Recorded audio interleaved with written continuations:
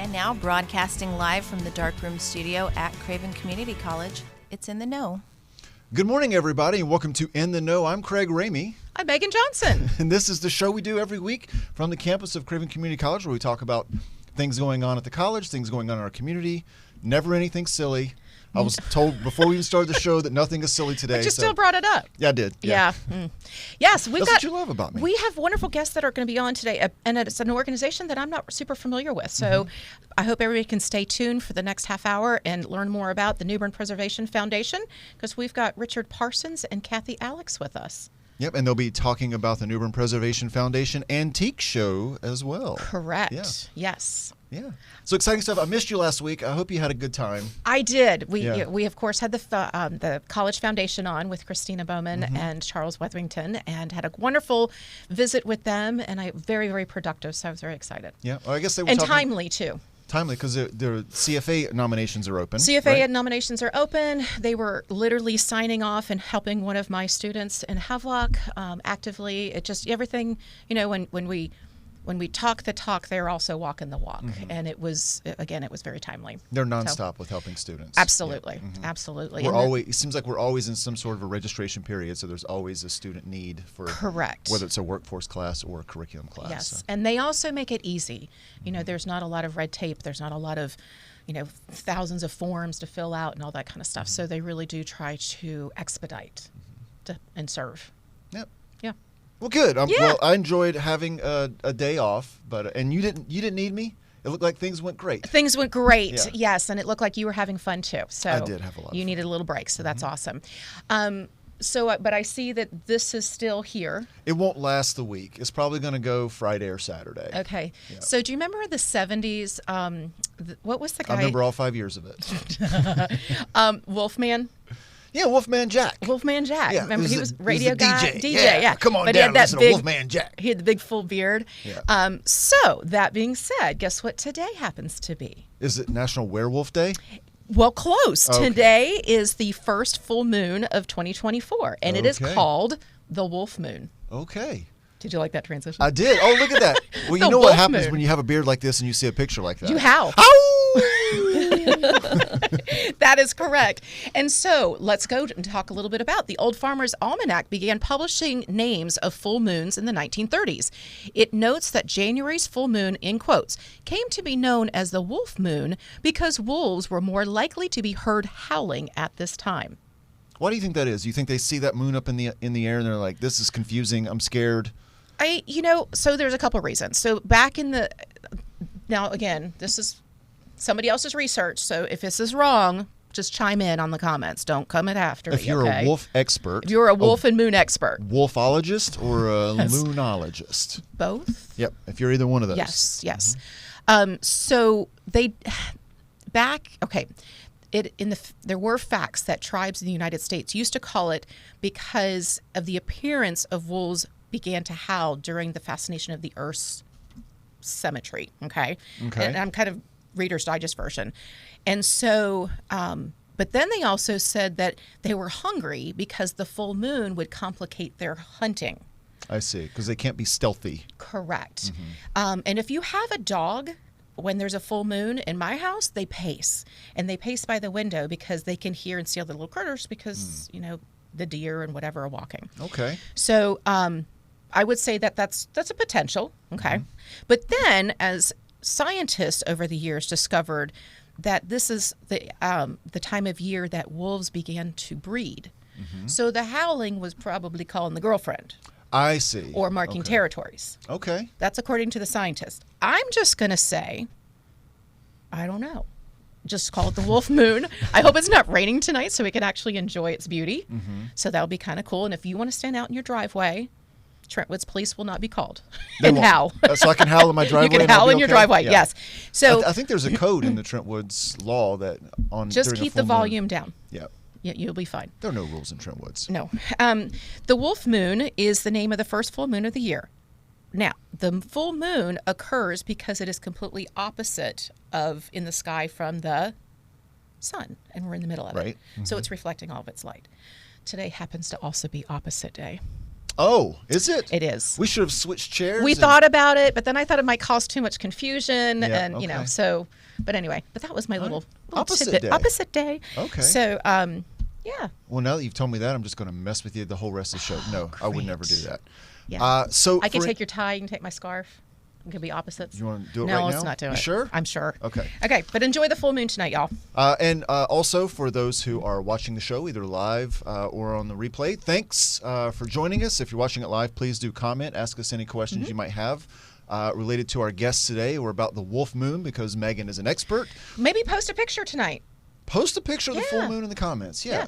It does say that it's at its peak between 12:45 p.m. and It's going to be hard to see. 9:54 a.m. That's the peak. Okay. It'll be hard to see during the Obviously. day. Yeah. But you can still see it. All right. I'm excited. Yeah. I'm going to go out and howl at the moon tonight. Howl. Yeah. But our guests are not going to howl at the moon tonight. No, No. they're not like that. No, we're a little too silly over here. But so let's talk about what's going on with the Bern Preservation Foundation's Antique Show. Welcome to the show, Richard and Kathy. Thank you. Yeah. Thank you. Thank you so much for being here this morning on this We're drizzly very New Bern excited day. to be here. That's awesome. So you guys have, first of all, let me back up a little bit, Richard, because I did find the article that was posted I guess it was yesterday or the day before in the Sun Journal Yes. about the upcoming events. But this was an organization, like I said earlier, that I don't have a lot of information about. So I'm really pleased that you guys are here to kind of share more about that, about the Bern Preservation Foundation. So in the article, I don't know if do you know much about them? I do not. Okay, No, so good. no. This is perfect for Yeah, us. yeah, let's We're all gonna learn be in about the it. know. Yeah. So over 52 years, it's been in existence, and you guys have processed have stopped more than 60 demolitions of historic structures. That's correct. And so tell us, how do you go through the process of identifying a historic landmark or historic structure and keep it from the wrecking ball? Well, that's complicated. There are over 350 pre-Civil War structures in downtown New Bern. And they were all pretty much described in Peter Sandbeck's book in 1982, I believe. So that's where we start, with the catalog of properties in Peter's inventory. When we see one that is threatened for one reason or another, we try to step in, acquire it, put protective legal covenants on it so it can never be torn down, and then we resell it. We do not ultimately end up owning any properties. We put them back into the public ownership and private ownership and into the tax base. A good example is the Cutting Allen House next to the Academy Building on New Street. Large two-story house, was originally on Broad Street. Is that the white one with the circular driveway? The other side, on New okay. Street. Okay. And the county bought it and was going to demolish it, and instead the Preservation Foundation accepted ownership of it and paid to have it moved to New Street, and sold it to a new owner who reconstructed it and has lived there ever since, over 40 years. Oh, wow. And so that's typically how we work. When something is threatened, we step in. If it's not threatened, we're delighted and we don't step in. There are properties that belong, for example, to Tryon Palace that are perfectly safe, and we're not worried about those. There are other properties that are sufficiently valuable that nobody would think of tearing them down, and we don't worry about those. But many of the houses in downtown New Bern have been moved. New Bern's been rearranged. It has, yeah. It's like a chessboard. The most recent example is the Tisdale house that stood on Broad Street across from the fire station. And the city acquired that property to build the Stanley White Recreation Center. And we said, well, we'll take it. And so the city created a lot on Rim Avenue for us. They sold it to us at market price. It was appraised, and we paid full market value. They sold us the house for $10, but it had to be moved. So we sold the lot and the house to a private individual who paid to have it moved to the lot and is paying to have it restored. And we've put a protective covenant on it that says that it can't be torn down or significantly altered. That's basically how we do it. That's neat. Yeah. And there was a lot that went into moving that. The whole city and utilities and everybody kind of got involved. The community came out and kind of cheered them on, which was fun. Yes. And I remember people was out there and they were just walking their dogs and hanging out, drinking coffee, watching a house go down the It's highway. a crazy thing to see a house go down the road. It doesn't seem like it should happen. And you gotta take Even down when a mobile power home lines. was on wheels, it seems like it shouldn't be happening. But Or when the mobile home split in half and Yes. like one piece falling on the other one. yeah, Yeah. because I've seen the old photos of when the Stanley house was moved as well, and to think of a house of that size rolling down, I guess it was Broad Street that they went down to move it, right? Yes, it Yeah, went down Broad Street. And the interesting thing about the Stanley House is that it's been moved twice. It originally stood where the federal building, the post office and courthouse, it stood there. And when the feds bought that property to build that building, it was moved around to, that would be New Street, to face the Presbyterian Church. And it sat there and was New Bern's public library for years and years. And Oh, I didn't know that. I didn't know that either. Yeah. It's a beautiful house. When I was a teenager, I remember going in there to see the house when it still sat on New Street, and it's since been moved, and we know where it is on George Street. So, Richard, you had mentioned about a book that was written by a gentleman back in the 80s, but I also see there's another book here on the desk. Can you share a little bit about that? In fact, if you hand that to me, I'll actually hold it up while you tell us a little bit about it. Discover New Bern is it was written for a tourist souvenir, so that when people come to New Bern, this is an easy thing to take home. Fits in a suitcase, and it's not particularly expensive.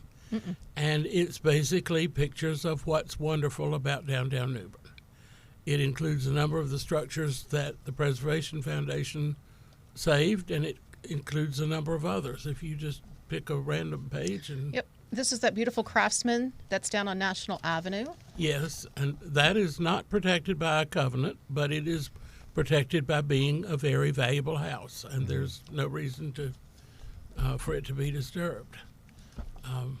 So I know you said you acquire properties for a short period of time and then you sell them to That's private correct. owners. That- So on average, like, how many properties are you holding at a time? Is it usually just one house you're working on, or multiple? Or Very seldom more than one, and at the present time we don't own anything. Okay. And we're happy. yeah, with that's that. a good place to be, right? Yes. But he does have a little teaser, according to the article. Okay. They're looking at some things, but he tells me he can't tell me. He might have to kill me. Well, we don't own them yet. Yeah, So- but you guys you have your eyes on a couple projects. Yes, threatened buildings in the community, and we don't want to see any of this old stuff torn down. We want to see it fixed up and join the tax base, and that's a win for everybody. It increases taxes and makes the community stronger and provides a place for people to live, or work, as the case may be. So, Kathy, that drives the question to you: is in order for them to do these projects, it helps to have funding, right? Absolutely. So tell us a little bit about the annual antique show. This is the 37th, correct? 37th annual, and I am first year chairperson, but and I've only lived here 5 years, but it has a long legacy, and I guess it has been through many. I understand it went through the Shriners building at the beginning of time, and then it grew, and it was in the convention center for quite a while. Florence came through. It was moved to Carolina Colors because there was work to be done at the convention center, and the History Center had hosted. And this year we are trying the Mayola Center, which really ties in nicely. It's beautiful facility that has been restored, and I think it will show all of the antiques and wares. We've expanded our merchandise to include vintage and some contemporary design, as well as this year we're added garden to it. And nice. so I think it'll be at 24 exhibitors this year. So it's going to be a really good show, fun time. Different because it's not in downtown proper. So Friday and Saturday, we've got 5 different food trucks coming out. So there'll be It's some of New Bern's. Yeah, I was going to say it's some of New Bern's fan favorites too. So I was reading that list. So who's going to be there? You have going the to list? make me find it? Yeah, I'll make you pull it up. Oh, you keep talking while I find the food trucks. Well, and so we have antiques. We've got fine art and jewelry, oriental carpets. As I said, vintage garden design, and some contemporary design. So it's a fun group. Some of these vendors are returning, and then we have some new ones. They're coming from as far away as Millsboro, Delaware, St. Petersburg, Florida, Lexington, Kentucky. So it'll be a lot of new things. And then we've got Franklin's will be there back again this year. So there'll be local, I think a great mix. But for anybody who's never been before, you just have lots of different vendors that are coming from different areas. They're bringing some of their best antiques, some of the things they really want to show off. Absolutely. I assume there's a combination of things that are just there to show and some things that are there to sell, right? Well, I think everybody probably, I think what they bring, they want to sell. They want to sell. Okay. So tickets are available online. And it's $10. Okay. And then at the door it'll be $12. And then Thursday night we have a first look, which will include a reception and early shopping. So if there's something specific that someone's looking for and they want to come in and scope it out, they can. So on February 2nd and 3rd, Charburger, Jasmine Tasty Thai, Capone's Taste of Philly, and the Garden of Eaton. That's kind of a fun little Eaton. Food trucks will be parked at the event.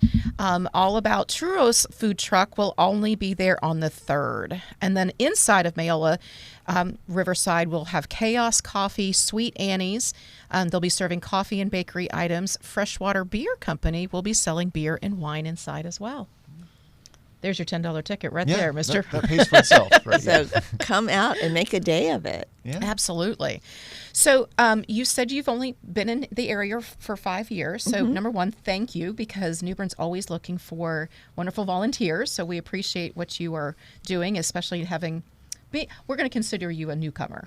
Yes. Well, dealing with all of the old buildings, and I live downtown, so I actually live in one of the preservation houses. Well, so you kind of got hooked in line immediately when you signed that mortgage. Boom. Yeah. They immediately tell you've got your covenants when you sign your deal, so that you are aware of what you're getting into. But there's nothing to be like an old house, and I love it. It's a great experience.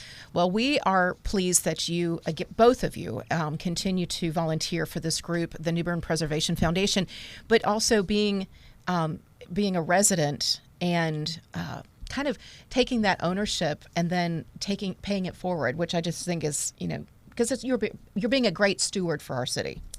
Oh, when you buy a historic home, you become the steward. You realize how many people before you were there, and you want that to live on. That when you drive into New Bern, I think I just saw an article this week, we were voted like one of the most charming skylines, and that's what you see is the historic buildings and beautiful natural settings with the rivers.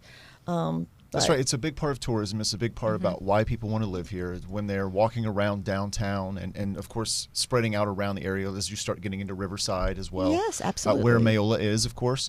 You get to see, that's the charm. That's why when people come here to visit, that's why they say they want to live here, is when they see those homes and structures. Absolutely. The people are pretty good, too. People are fabulous. People are pretty good.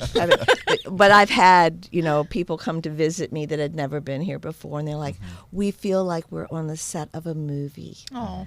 And it's just, everyone is so nice. It's a beautiful setting. I'm so happy to have it anywhere I want to go here. It's 10 minutes. So I'm a big fan.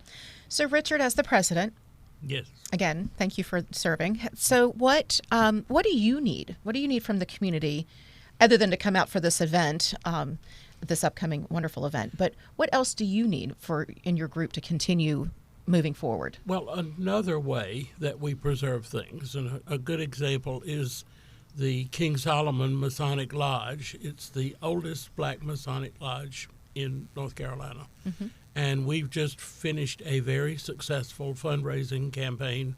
We've raised about $400,000 Wow. to restore this building. One of the ways that preservation works is that we take money from generous members of the community. We accept those gifts, and we use that to purchase these properties that many of them are one-winged doves. They need some help. We don't own the King Solomon's Lodge, but we did raise the money for that. It's money not from the people who live in the houses, not from the members of King Solomon's Lodge, but from the community at large. So we're always looking for people to be generous to us. So you're looking for philanthropists as well. We're looking for philanthropists. Okay. But the concept of the revolving fund is that we receive money from other sources, not from preservationists, and use it to accomplish preservation. But that then puts money back into the community. It makes it attractive and increases the tax base. So we're always interested in personal involvement and generosity, I think is the best thing to say. And I will comment on Kathy being a newcomer. Everybody in New Bern is a newcomer. I know somebody who was born in New Bern, but that's very rare. I first saw New Bern when I was 9 years old, and it took me another 30 years to get here, but I got here as quick as I could. Even at 9 years old, I knew it was a special place. And, My husband was actually born in New Bern at St. Luke's. oh, wow. Oh, wow. Okay, he's one of them. One block Yeah. from my house. I know. Hmm. So, yeah, he didn't grow up in New Bern, but he was born here. So, by Dr. Barden. Yeah. Yep. Not the senior. Very Just cool. to clarify, Yeah, because yeah. the other one wasn't born yet or very young, not a doctor yet. So, well, we're going to talk about some other community events. Is there anything else that you want to share about the foundation before we move on? And we're going to continue talking about this as part of our upcoming community events as well. Anything else that you want to? Should we just mention the dates again? Yes. Kathy? So it'll be February 2nd through the 4th will be the regular show. February 1st is the first look. Tickets available online. Okay. Or at the door the day of. At the door with a day little bit of. more money. Yes. Okay. And the first look, if you are terrified at the idea that there's going to be something wonderful at the show that you might miss, then you come to the first look and you can buy it before First. anybody else Yep. gets it. Grab it and go. And the tickets are good all weekend long. So if that's you a good come point. Thursday, you can come back later Okay. and you'll have the ability to come back in. Okay, very good. That is very good to know. Awesome. For the whole weekend. All right. All right. Thanks so much, Richard and Kathy. Yeah. Thank you. Thank you. Are you ready I'm ready. for? It's time for community events. It's National Have Fun at Work Day. January 26th, the last Friday in January. That's tomorrow. That's tomorrow. Are Yes. you ready to have fun tomorrow? I have fun at work every day. Me too. Yeah. Well, tomorrow you're Some gonna days more fun than others. tomorrow you're going to have to get a little extra fun in there. Many What? people. Oh yes. We need to have the Dunder Mifflin Olympics. I don't. The Dundies. No, Okay. not the Dundies. It's called something else. Okay. Go ahead. Anyway, National Fun at Work Day. Many people spend a good portion of their lives at work. So why should they not try to enjoy it? While looking to find fun things to do at work, let your imagination be the leader. Make sure to obtain your boss's approval for whatever fun and exciting things you choose to do. My boss is out of town. Better yet, get your boss involved in the fun. Here are a few suggestions. Host a boss lookalike contest. I'm going to do a Megan lookalike contest. I'm going to borrow your scarf and Okay. your sweater. And my pink? Okay. I'll be you tomorrow. Organize a chili cook-off. I have chili cook-off socks. Go to the office singing random songs. I already do that. Do you? Yeah. What's your random song for today? I don't know. I haven't had one yet. All right, you think of one. I'm not at the office yet. Okay, fair. Create a healthy potluck with a variety of fruits and veggies. A silly potluck. But that's what you eat. That's true. I would like that. Set up a cornhole game in the break room or in any appropriate space. I can think of some fun ones. Well, don't forget the Color Purple, January 26th. It's going to open tomorrow through February 11th. It's going to be at the Masonic Theater. Join Rivertown players for the opening night of Color Purple, an inspiring family saga of women who triumph over adversity. Tickets and information can be found at rivertownplayers.org. And fans of the show will remember that the director of that show, Denadre, was here 2 weeks ago talking about the Color Purple. So you can, if you missed it, go back and watch it on YouTube. Go back and watch it. It's going to be a great show. Yes. I'm going. You got your ticket. I think I'm going Saturday. Yeah. Yep. He changed show with our comps like he promised. He did. No, it's okay. I'm throwing him under the bus. That's okay. We'll support the theater. I'm just teasing. Van Morrison, performed by Ken Kennedy, January 27th at 7 p.m. at the Bank of the Arts.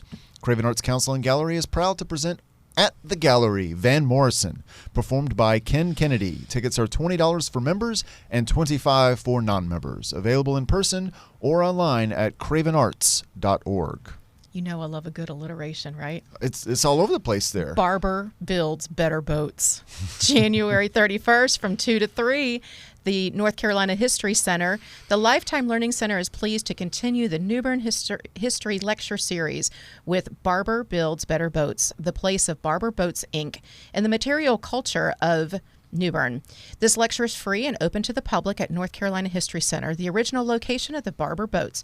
The reservations are encouraged at cravencc.edu/LLC/international films. So again, you can just go to our webpage and type in LLC for Lifetime Learning Center and probably find it a whole lot easier.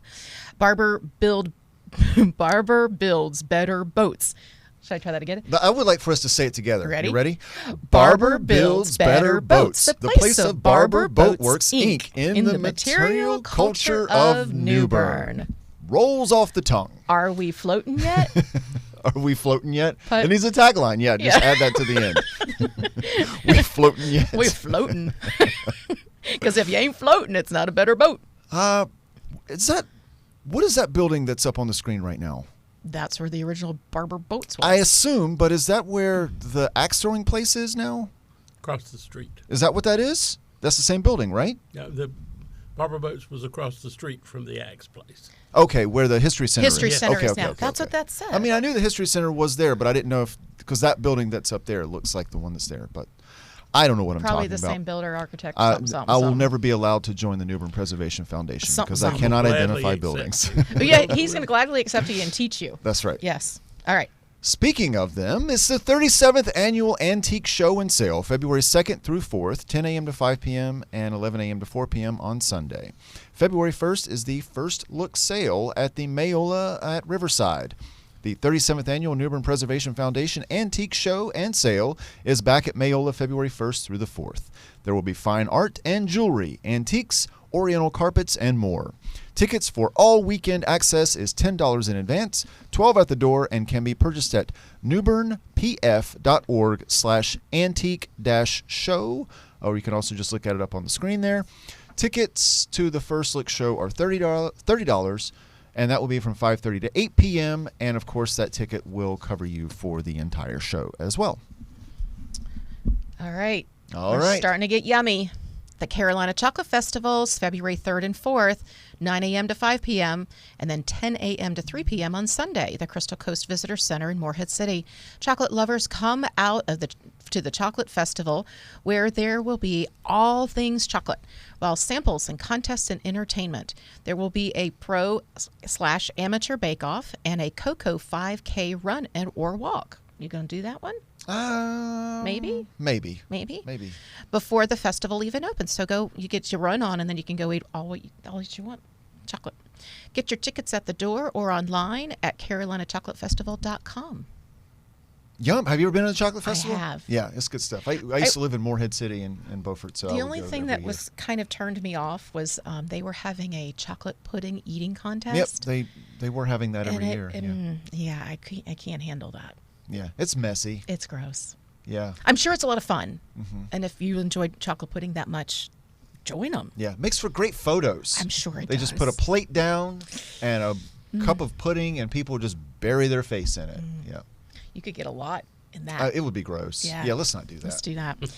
Yeah. So again, we are so pleased to have had Richard and Kathy with us today.